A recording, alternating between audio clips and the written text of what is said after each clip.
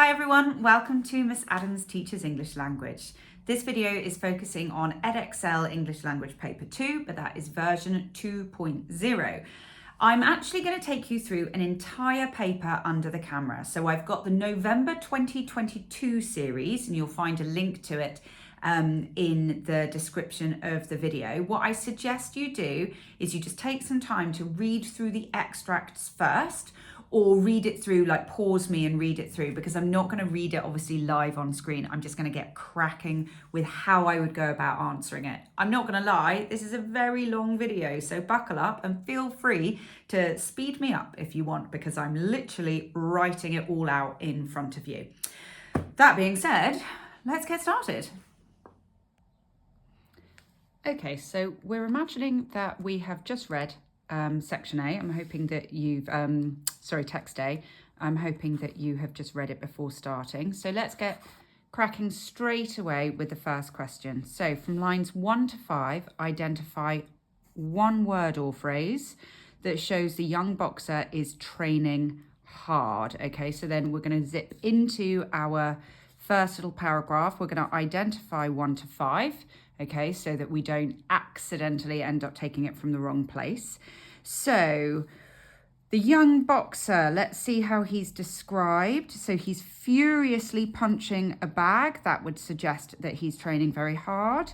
He's also sweating. A final swing, that sort of tells us that he's been doing a lot of punching.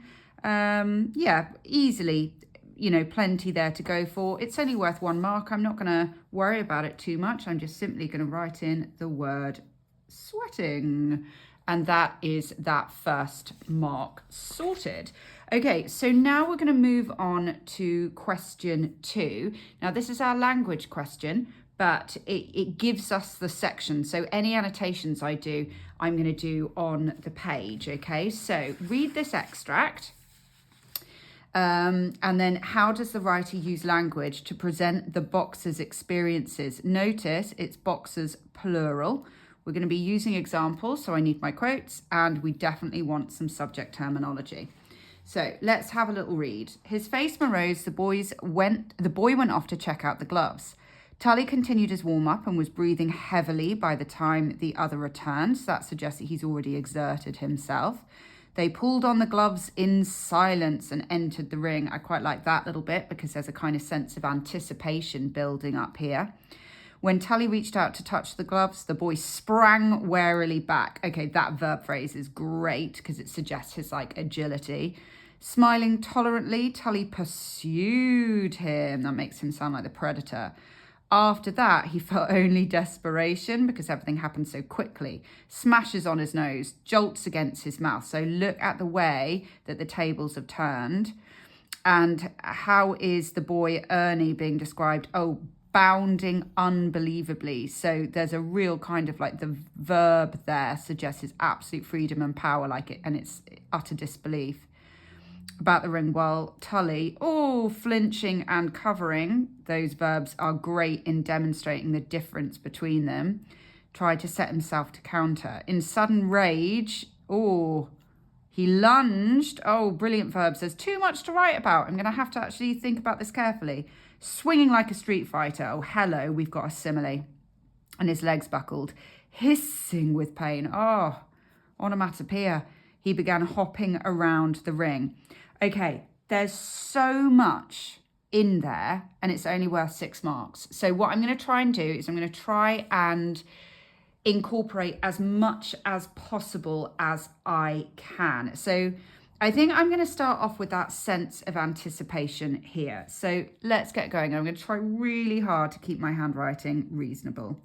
So firstly, a sense of anticipation. I'm sorry if the camera's juddery. There's not much I can do about that because it's the juddering of my hand. And tension is created. So I'm thinking about their experience. It's tense. It's anticipation for both boxers. As they, and where's my quote? Pulled on the gloves in silence. Okay, so now I'm going to use some terminology. Or in fact, I'm going to keep it the same sentence. The prepositional phrase, because it's in silence. Prepositional phrase indicating they both take this seriously. So there's their experience, and I've got some terminology. But now let's get on to some of the good stuff. Tully, so the older boxer, appears to be confident, believing himself the better fighter.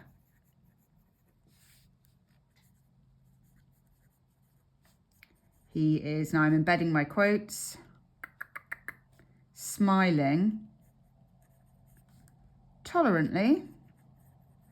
Now, see how I'm just embedding this? Where is it? As he pursued him. Right, now I'm going to get into some word analysis. So this is a verb. If you know the word class, use it because we get terminology points. The verb, ooh, don't forget my quote marks, pursued, you can still see this good, effectively conveys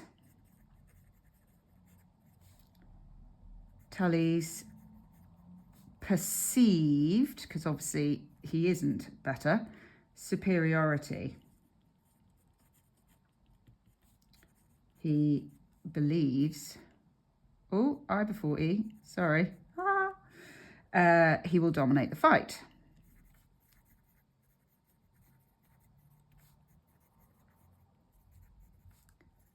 And the adverb, see there's my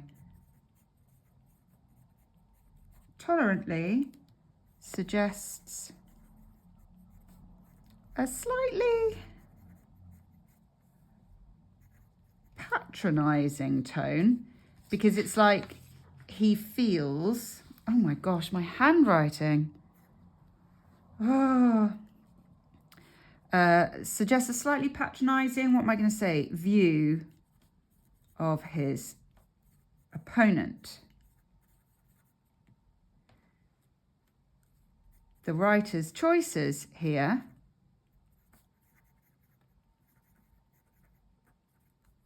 make, oh, I need a new page.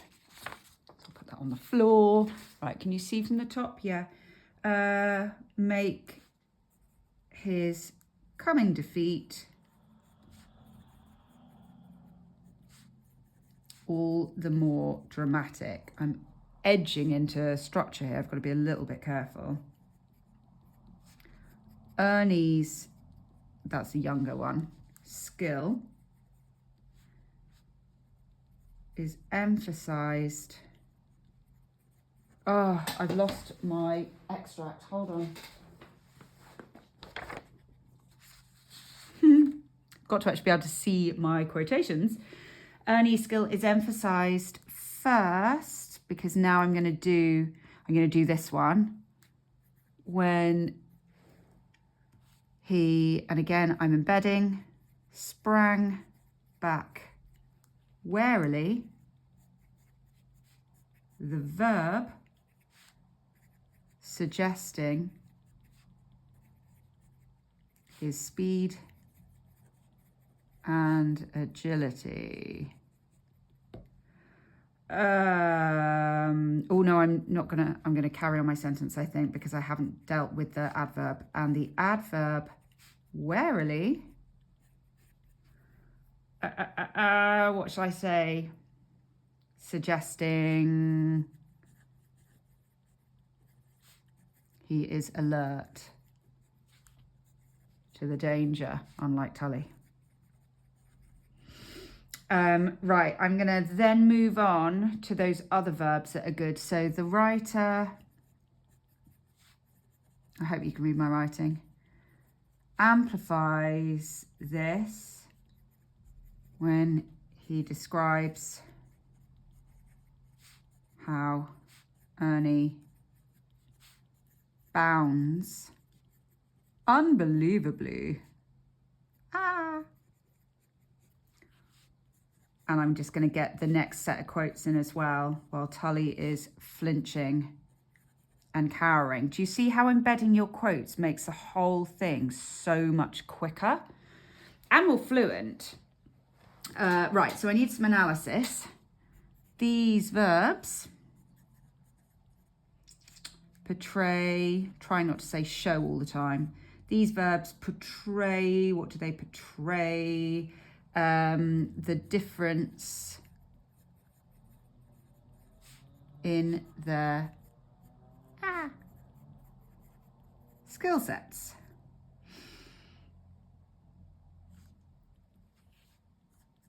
Ernie's confidence and power. Sorry, I should be writing and rather than doing the plus sign. That's me being lazy. And Tully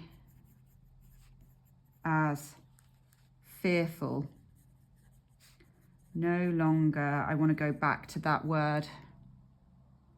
Where was it? Pursuing. The pursuing predator, but the prey. You can still see all this? Yes, you can. Good, good, good. Okay, I'm going to get one more point in. Finally, the writer uses the simile swinging like a street fighter. It's important that you get some range in your terminology because at the moment it's been quite verb, adverb heavy. So I think it's important that I got in the simile as well. So simile swinging like a street fighter to portray Tully's desperation. Right, I need to explore the connotations. The image suggests he is out of control,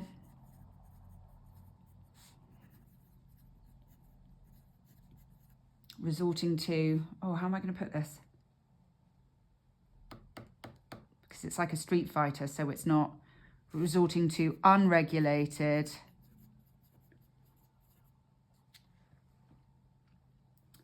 violent swings,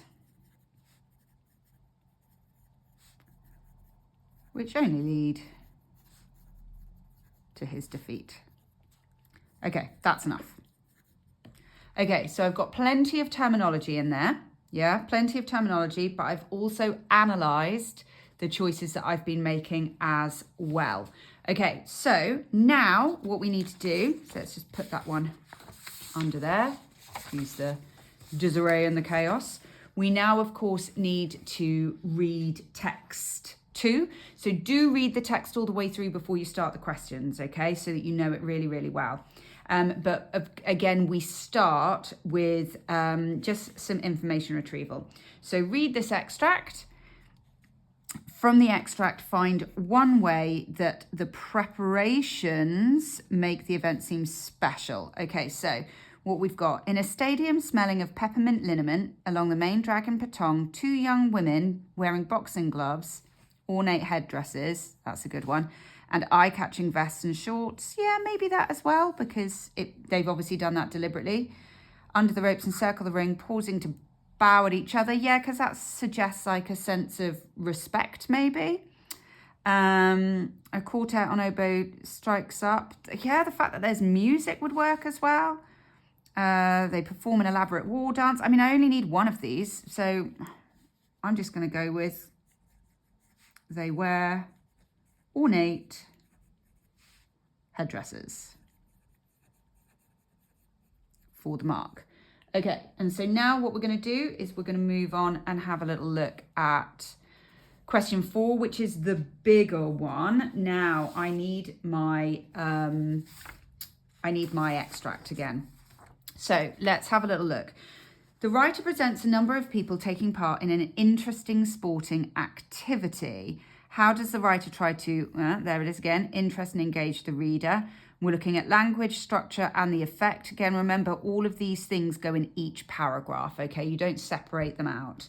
We're going to use examples, so we need our quotes, and again, subject terminology. Now, if you saw my other video, you know that I have an approach, which is to tackle whole text structure first. So we think to ourselves, okay, how does it begin? Where are there any changes? How does it end? Okay, so I'm going to get my extract. I'm going to try and do this quite briefly, okay? So I would start probably just by looking at this opening, and I would be thinking about the fact that it gets straight into the description. So maybe I might comment on the fact that it's a media res. I'm definitely going to comment on the sensory descriptions. It's a very long sentence as well. So it's kind of like throwing you in. And there's, again, a sort of sense of anticipation being built up here, like waiting for the bell to ping. So you can definitely start there. Oh, this one, cracking. That's got to be looked at because it's a one sentence paragraph, isn't it? And we've got this idiom. When it does, all bets and the hairdressers are off. All bets are off is an idiom, meaning anything can happen, but it's making reference back to that headdress. Okay, so that's worth looking at. Okay, right. So how does it move or develop? Okay, so we've got dialogue. That might be worth a comment. Like making it really engaging and like we're right in the action again. And then we've got these very kind of dynamic descriptions of the violence, but we might deal with that later. Right, this paragraph is interesting because we've got a shift, right? Because we move into like the facts, like the description. So whereas that is her experience watching, this is like the background. So that might be an interesting one to look at. And then we move to her own experiences. So that's worth, I think, a look as well. Again, there's too much to write about, so I'm going to have to be quite careful. Left hook, right roundhouse, da, da, da. So all describing the kind of training. And then how does it end? Right, we go back. So we sort of revert back to Rona again. But we've got this sort of juxtaposition because obviously she lost in the second, further up in the text.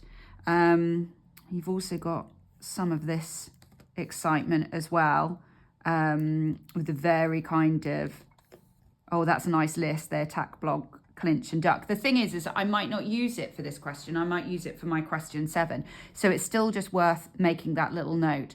Right, I feel like I know how I'm going to get started. So what I need is, of course, the actual text itself. Right, let's see how speedily I can do this. I need that in front of me so I can kind of refer back. Okay, so we're going to start with my usual whole text structure, okay, because it does say whole text structure. So I'm going to start with my opening, the opening of the extract. I always start this way. So the opening of the extract is particularly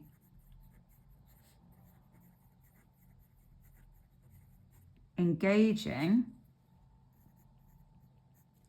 as it opens in media res,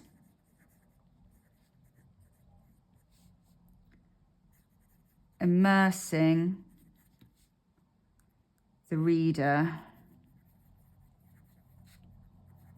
into the atmosphere. Okay, let's get into a quote. She describes the stadium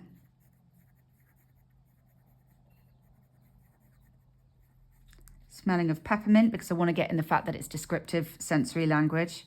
So I want to get that sense of smelling. But I'm not going to use this whole quote because it's way too long. So let's just go. I want to get in the hairdressers and everything. And the women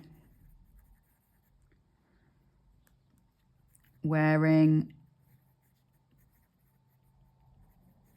boxing gloves, ornate headdresses,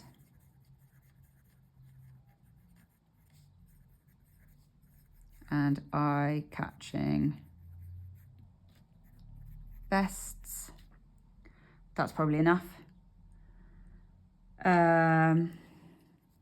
Using sensory description, so there's another label.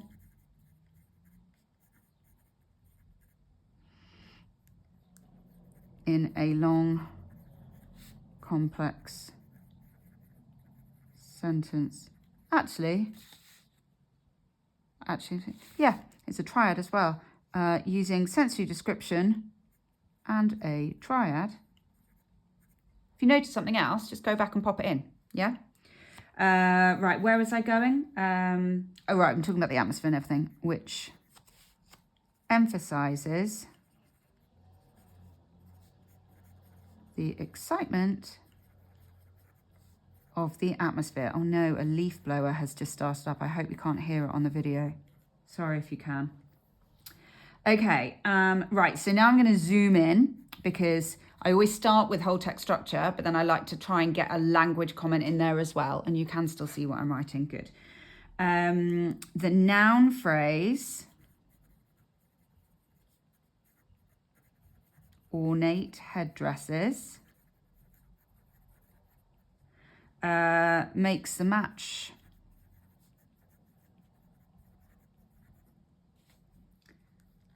Sound interesting. Oh, I'm going to use their word and special because they said that, didn't they? So I'm going to use it too.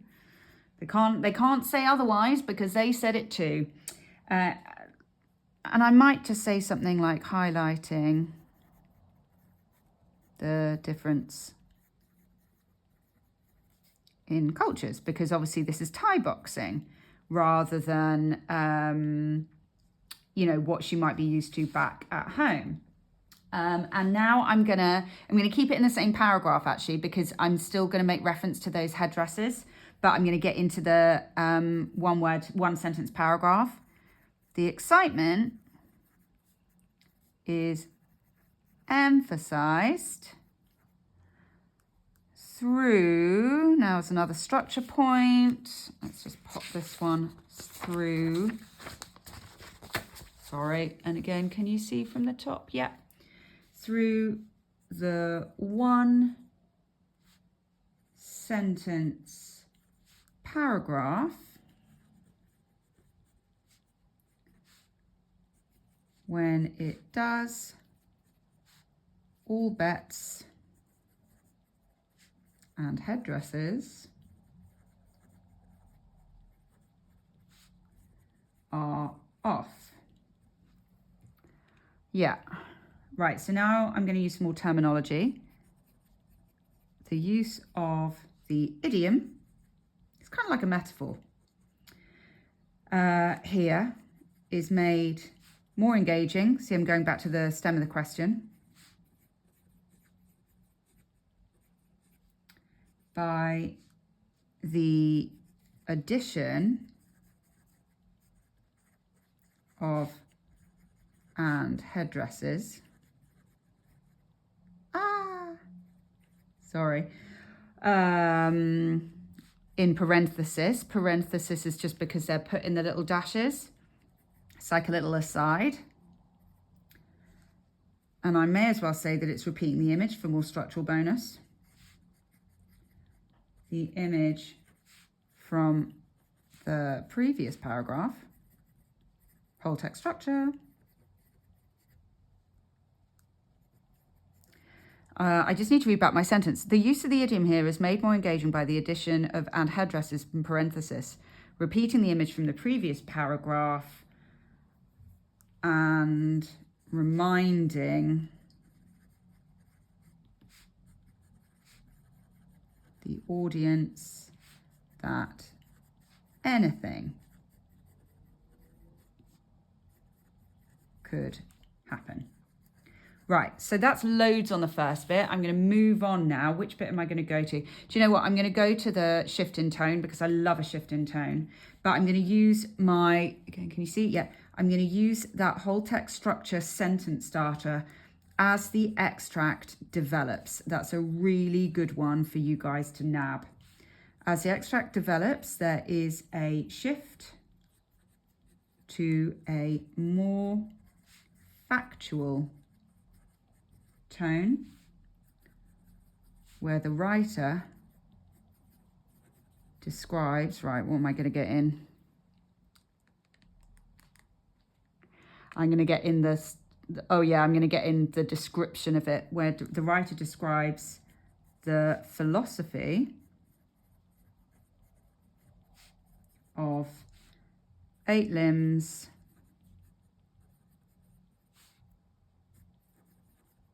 delivered via punches, kicks, elbows,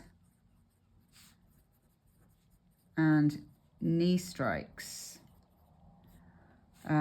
Close quote marks there. Okay, what have we got here? So I'm going to go this listing, structural feature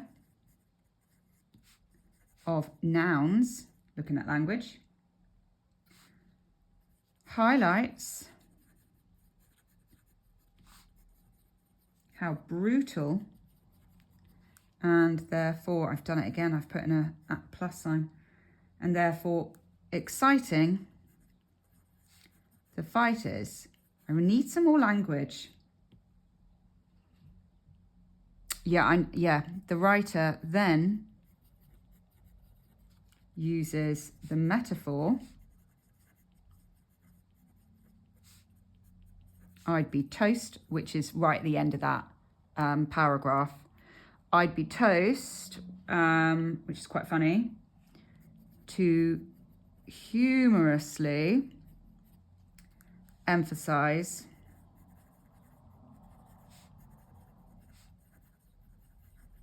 how dangerous the sport is.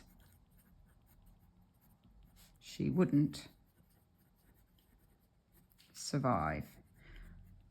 Okay, right, finally, I'm just going to do something on the ending. It's got to be done. Here we go. The ending of the extract, again, whole text structure, is particularly engaging.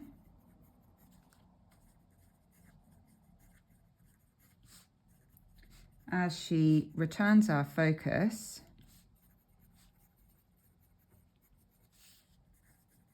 to Rona, who is, where's my quote? Visualizing herself triumphant in her next fight. A little embedded. So we're going to go with this juxtaposition with her loss, where she was robbed, creates a sense of hope for her future bouts. You can see my handwriting is getting worse and worse. For her future bouts. Again, reminding the reader of how exciting the sport can be. That's a metaphor, isn't it? The steps into the last where she was, oh, hang on. Metaphorically robbed. Okay, so again, if you see something and think, actually, I could get some more terminology in, just whack it in, okay? Right, now we're going to move on to the comparisons. Okay, so let's have a little look at this question. So number 5, text 1 and text 2 both show people participating in physically demanding activities. So that's giving us a little bit of a steer. The activities are different, but they share similarities. Write a summary giving 3 separate ways the activities are similar. And then we need evidence from both texts. So remember with this one, it is content-based. This is only AO1. We are not looking at style. We're not looking at devices. We're not analysing, okay? So because, you know, we know these texts pretty well, we should be able to, hopefully from our memories, even think about 3 similarities. But let's have the text in front of us. So the first one I'm thinking about is probably the fact that it's like combat. Do you know what I mean? It's like it's fighting. It's fighting. It's physical fighting. So what I'm going to do is I'm just going to find a couple of quotes that really clearly demonstrate that this is combat. So I might use this one here. So I'm going to just put a number 5 just for question 5 next to it. And then I'm going to go straight into this one. And oh, here we are. The ancient combat sport of Muay Thai. So there's one similarity. I might think about the fact that, so we've got training going on here. So the fact that he is punching the bag, I think I might use that one for a number 5. And then I just need to find something else that shows us the training that's happening. Oh, here we go. So we'll have that as a number 5. And then I need one more. And I think the obvious one to do would be injuries. So I'm going to go here. And oh, here we go. There's again my number 5. So I've got 3 similarities, 3 quotes. So I need to just make sure that I can see this for my quotations, and I'm going to get writing. So it's as easy as this. Okay, so just checking that you can of course see me. So we're going to go both activities involve fighting and combat. Trying to remember to spell out and now I'm going to get straight into my evidence in text 1, comma. Tully invited him to box, okay, because boxing is obviously physical combat fighting. And in text 2, she wants to practice the ancient combat sport of Muay Thai. Let's make sure I spell that right. Says my first one done. I've got 2 marks. Next point, both activities require training. In text 1, Ernie is, all right, what I'm going to do, alone and furiously. Now, I've got to just change the grammar to make this work. So I'm going to just put it in brackets to show that I've changed it. So furiously punching the bag. So that shows him training. And in text 2, she describes, right, where's my quote? Oh no, how the fighters train separately awesomely. That's enough. And then I'm just going to hit it with a finally. Sorry, I've done double quote marks and single all them everywhere else. Sorry about that. Finally, we're going to do injuries. Both activities result in injury. So my handwriting is really struggling now. Okay, and then we'll quote Tully receives smashes on his nose.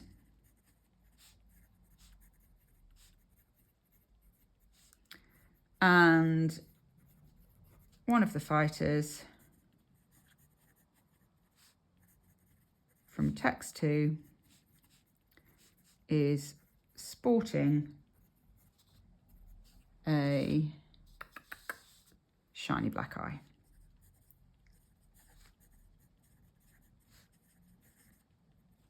And that's it. That's question 5. That's that done. All right, that's how quick and easy it is.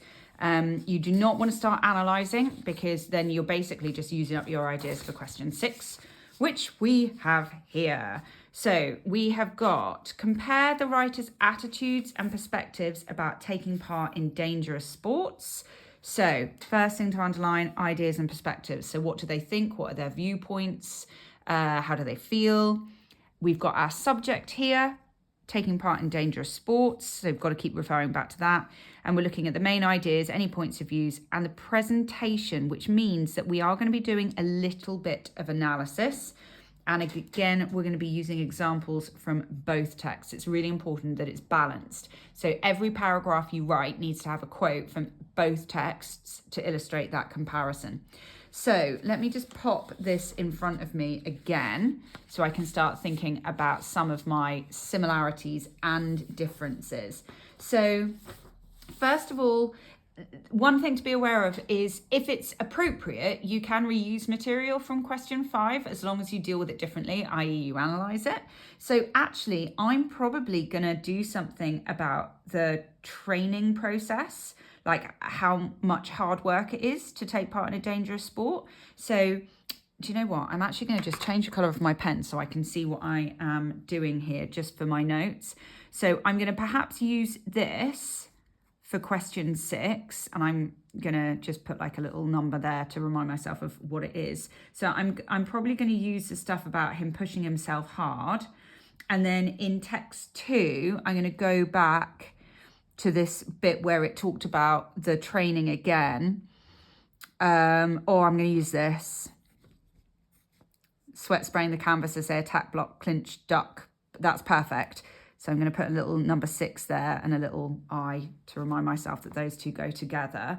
I think as well, you could probably extend this by, because that's about training and hard work, but we could think about like the challenges associated with it. So with challenges, we might think about injuries again. So I'm going to go back to Tully. I could use this bit again. Or I might, remember I was like, ooh, hissing with pain when I was looking at that little section. So I might use that one. So I'm going to pop that and a little 2 next to it. And again, so I need some challenges for this, for text 2. So any of these might work. We might have again the shiny black eye again, or we could have the busting the nose in his place. That might work as well. So I'm going to put a 6 2 there, but I might point out a difference there in the presentation, simply because, you know, Tully is in a really bad way, whereas these guys tend just to take it in their stride. And then I think I'm going to have a difference, and I'm going to do that on mindset. So in Tully's case, I might look at the way that he's kind of like really defeated and like desperate.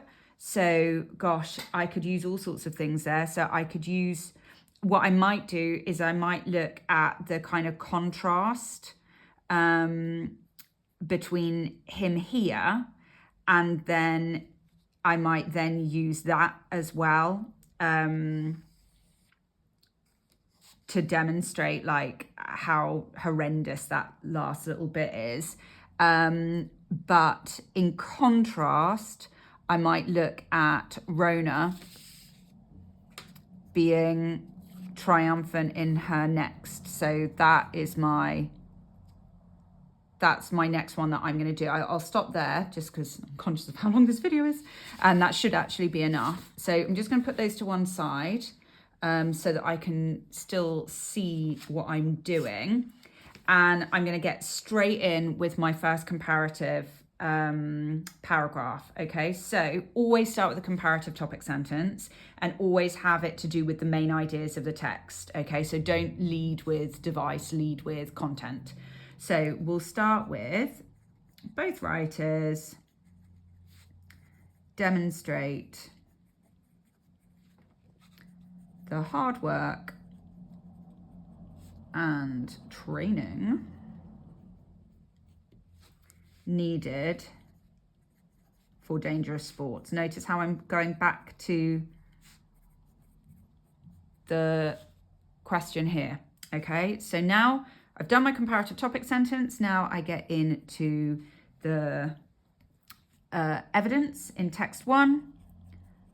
Ernie is, and I'm going to go to where I had there, is a sweating youth who is, and I'm going to use that equipment bit, training amid a disarray, spell this word correctly, I always struggle with this word, amid a disarray of barbells. Okay, so I'm going to tackle the first part of that quote first. So I'm going to zipping into this word here. So I'm going to say the adjective sweating conveys the challenge, oh, forgot the E, of his training session. I've just realised I'm now working in purple. I hope that's okay on the screen. Of the training session, I'm going to elaborate. He has pushed himself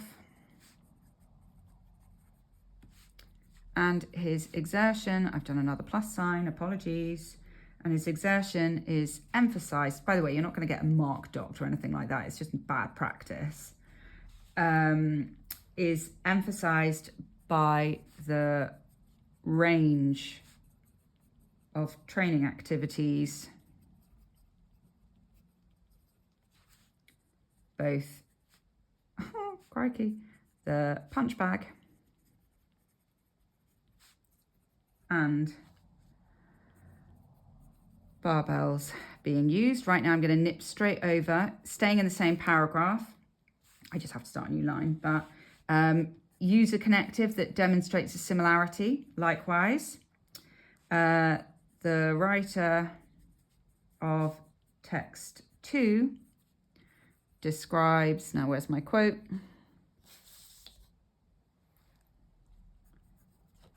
The sweat, where's it gone? Spraying the canvas. Gross image. Similar image to text 1. May as well point out that similarity, just for giggles. Similar image to text 1, and lists how they attack, block, clinch, and duck in their training. So going back to that original topic sentence. Oh, my hand. The range of dynamic verbs. Those just mean verbs that are to do with action. All associated with high energy fighting. God, it does. It does start to hurt after a while, doesn't it? Ew. Right, new paragraph, new topic sentence, both comparative. They also both describe, getting ahead of myself, the associated challenges with dangerous sports. Sorry about the fact that this is wobbling. Please stop wobbling. It's not going to, sorry. In particular, the potential for injuries.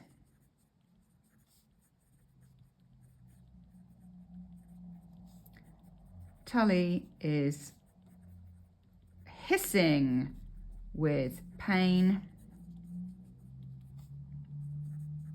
after his bout. Let's get some analysis in with the onomatopoeic verb hissing. Oh, it's a metaphor as well. Serving as a metaphor to emphasize his agony. Right, now skipping back over to text 2, similarly, always have that connective that is comparative.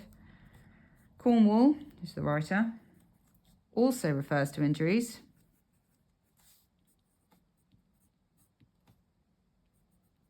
And I'm just going to pop this one in with a colon rather than embed it.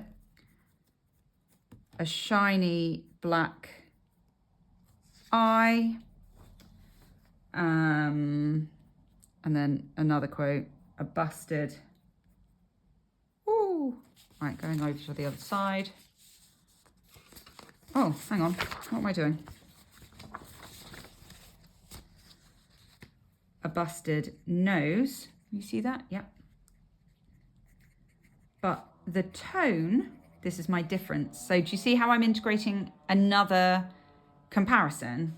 But the tone is much more relaxed. Like injuries.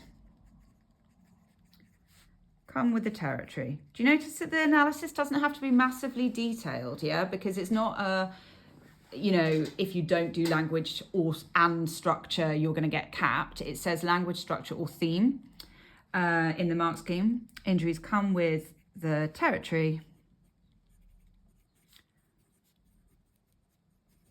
of dangerous sports. Right. Next paragraph. Whew. Both writers describe the mindset of the fighters, but I'm moving into a difference. However, the fighters in text 2, I don't know why I've done text 2 first, but it doesn't matter, seem resilient as an idea, perspective. Whereas, there's my connective, Tully appears defeated by his experience. Let's make that clear.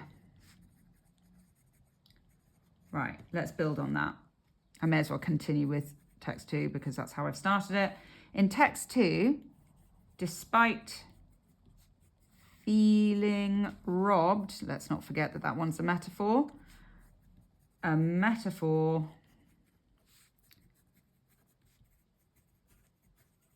that suggests her loss was unfair, comma. She describes Rona. It is Rona, isn't it? Yes, sorry. I had a split moment where I thought it was Rhonda. Rona, and now let's get into that quote. Visualizing herself triumphant in the next. How am I going to analyze this? The verb visualizing, nothing wrong with doing a bit of zooming in, conveys how important mindset is, and that you have to keep positive. Now we're going to skip over to the other one, but we're going to do a difference. So our connective this time is in contrast, whereas everything else had been similarly, yeah? In contrast, Tully almost seems humiliated by his defeat. I'm worried I'm going to run out of paper. I'll go on to the back if that's the case. This is emphasized, so I'm going to go back to where he is confident at the beginning, and then I can get some structural analysis in. This is emphasized by his confidence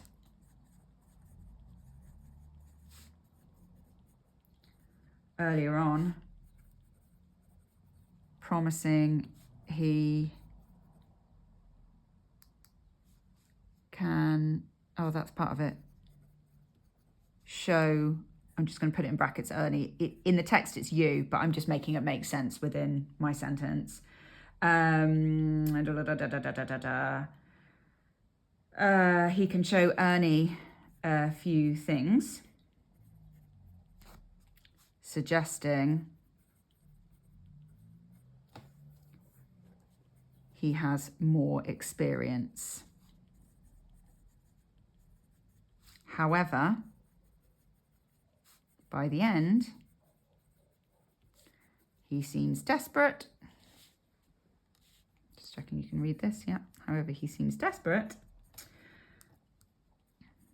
Acting in, I'm just going to drop in some quotes here, acting in rage as he lunged for Ernie.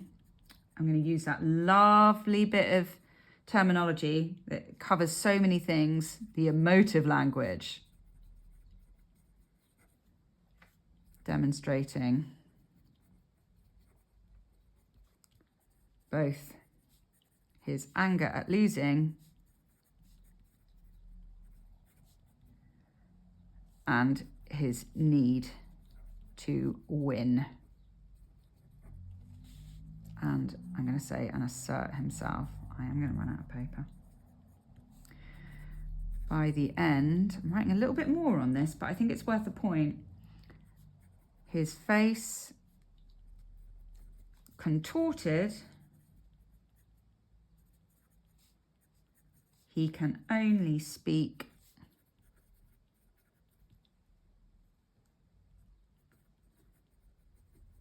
between clenched teeth.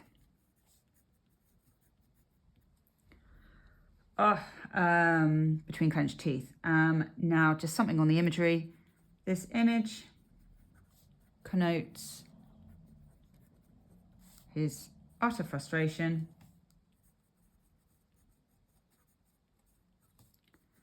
at losing to a young boy.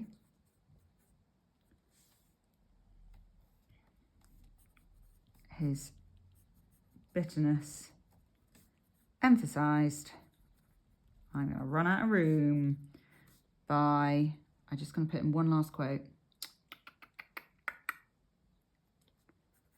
his regret he had not had a chance to hit him more squarely. Can I fit it in? I've just got like one last thing I want to say, because I want to go back to the whole idea that's about being humiliated and defeated, a feeling that seems almost petty in the context. Okay, a little bit more detailed on explanation and analysis there, but I wanted just to make the point. Okay, so I've done 3 big comparative paragraphs, but within them, I've got more than one comparison, not in all, but it ends up being sort of slightly more comparative because I said, oh, but the tone is different here, for example, or that's a similar image.